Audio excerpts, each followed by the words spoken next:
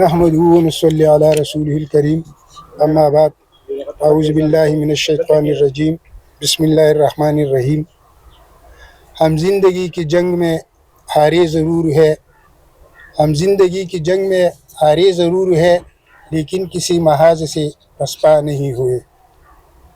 انتہائی قابل احترام صوبائی صدر سہیل باچا صاحب، زما رور زما کشر رور ډاکټر ذاکر محمد صاحب او دلته کې ناس ټولو محترمو صحافیانو، ملګرو، ورونو، السلام علیکم. زما سره خو هغه الفاظ نشته چې زه د سهیل باچا او ډاکټر ذاکر او د دې دا کوم یونین چې دی زه د دې شکریه ادا کوم. دی په دې وخت کې زموږ حوصله افزایي وکړه او یقینا داسې خلک شته په دې معاشره کې چې هغه د ځان نه هټ کر د نور دپاره سوچ لري. نو زما خیال دی چې په هغې خلکو کې سهیل باچا او د هغه ملګري به سرپرست دي. او زمونږ صحافت په حواله خو به دا خبرو وکړو چې مونږ وچ په وچه د یو بل دشمنان په دې کې لکه دننه څه شته نو. سهیل باچا صحیح کار کوي نو زه به د هغه رکاوټونه به ورته جوړوم، زما به د سره بغض وي، حسد به وي. الله پاک هم دا نه خوښوي چې چا سره کینه، تکبر او بغض او دا قصې میسي چې دي که نه، دا اسلام هم د دې اجازت نه ورکوي. نو وچ په وچه که د چا په پوله پټي باندې دغه وي هغه خو څه مسله وي چې یاره زما د فلاني سره په پوله پټي باندې څه مسله ده. خو زما خیال دی چې د صحافت کې دا موږ چې د یو بل سره کم دغه ساتو، عناد ساتو، بغض ساتو، نو دا خو د پولې پټۍ او د دې مسله هم نه ده. خو موږ وچ په وچه ځان ګناهګاره وو.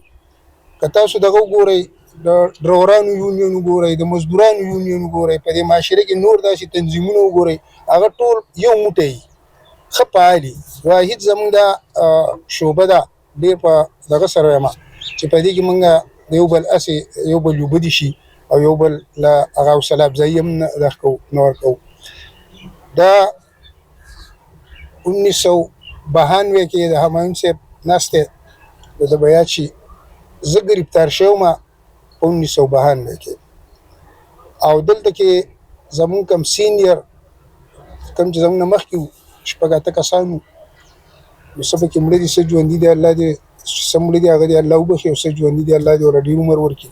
خو دغې خلکو به لکه موږ نه پرېښودو وچ په وچه.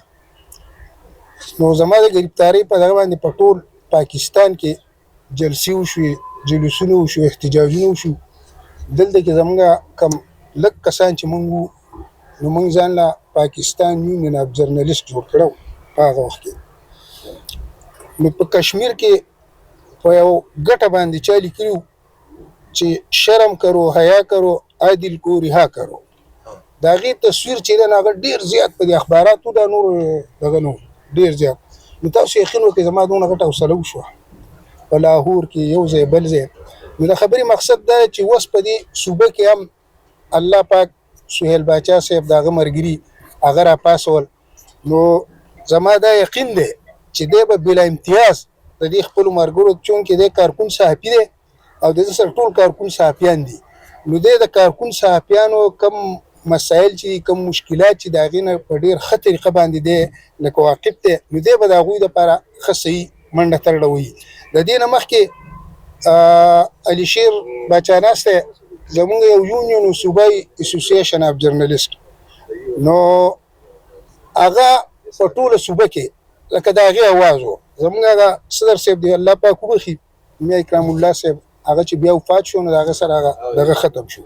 اوس هغه کمی چې زه وایم نو هغه زمونږ سهیل باچا صاحب دی، د دې ملګرو زما خیال دی پوره کو.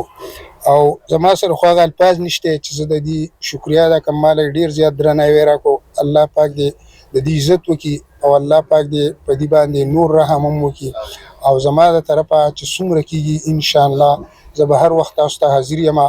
په دې وخت کې لږ مات ګوډ یم، خو بهرحال ستاسو سره به منډه ترړه چې دا به درسره وهمه او مکمل تعاون به زما ستاسو سره وي. زه یو ځل بیا د سهیل باچا صاحب او د ډاکټر ذاکر او د دې ټولو ډېره زیاته شکریه ادا کوم او الله پاک دې په موږ ټولو باندې خپل رحم وکړي. ډېره مهرباني، ډېره شکریه.